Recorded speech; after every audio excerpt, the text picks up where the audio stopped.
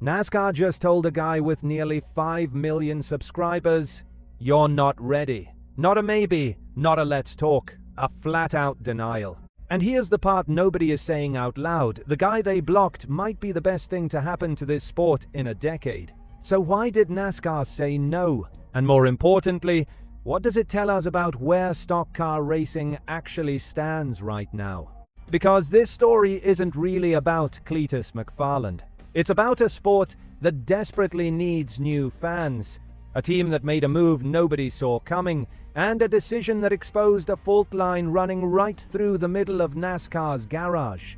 Stay with me, because the piece everyone missed is buried about halfway through, and once you see it, the whole thing looks completely different. Garrett Mitchell, known online as Cleetus McFarland, didn't come up through the racing system. No karting career, no development deal, no sponsor grooming him since he was 12.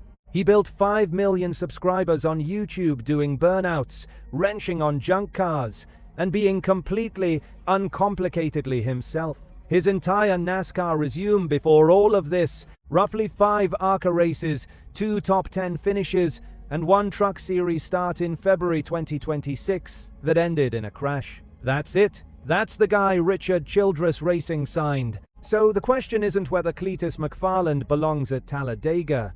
The question is how someone with that resume ended up in an RCR Chevrolet at all. And when you find out how the conversation actually started, it makes a lot more sense, and simultaneously raises a much bigger question about what NASCAR teams are actually selling these days. It started with Ty Dillon making a phone call. Dillon, who races Cup for Childress and is Richard Childress's own grandson, had found Cleetus's content on social media and wanted to know one thing: what does this guy actually want?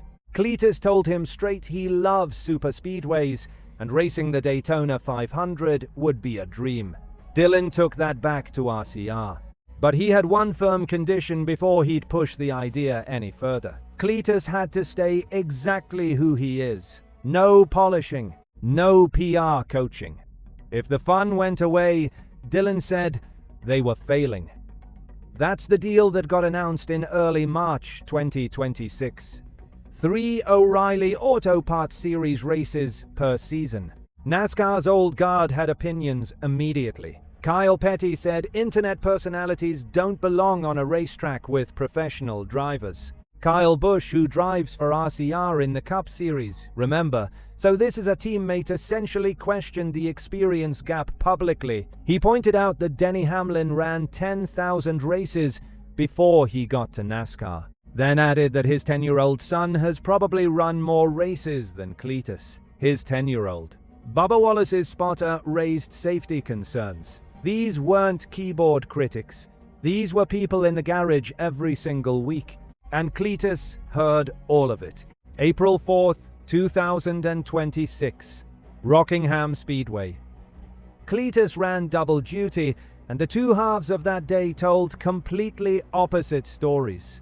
The ARCA Menard Series East race went well. He kept the car clean, ran the whole race, and crossed the line 4th, his best finish in any NASCAR division. After the race, he dedicated the result to his late friend Greg Biffle, the former NASCAR champion who died in a plane crash along with his wife and 2 children in December 2025. He said he just went out there and turned left for Greg Biffle. That was the good part of the day. The O'Reilly Auto Parts Series race told a different story entirely. He started 35th out of 38 cars. By lap 4, he was already sideways in turn 1, 3 wide, barely saving the car but losing massive ground. Lap 49, Blake Lothian spun directly in front of him, and Cleetus had to dive to the apron, missing him by inches. Then lap 206, the 33 broke loose in turn 3, spun back into traffic, and drew the 7th caution flag of the day. He also picked up a pit road speeding penalty. He finished 32nd, 6 laps behind the winner. After the race, he called it the hardest thing he'd ever done in his life. He wasn't wrong. RCR's Vice President of O'Reilly Series Operations, Danny Lawrence, was honest rather than kind about it. He said Rockingham is hard, and Cleetus did well in a couple of moments where he could have collected the whole field. But Lawrence also said plainly that there were a lot of things they wanted to see happen that didn't. The team never ran a live pit stop. After Cleetus got sideways early, they shifted into survival mode. Just keep rolling, don't push. Meanwhile, Justin Allgaier, the defending O'Reilly Series champion, said Cleetus did a great job, that he stayed out of the way every single time he got lapped, that he was proud of him. So you've got the defending champion praising him and his own team's vice president saying it wasn't enough.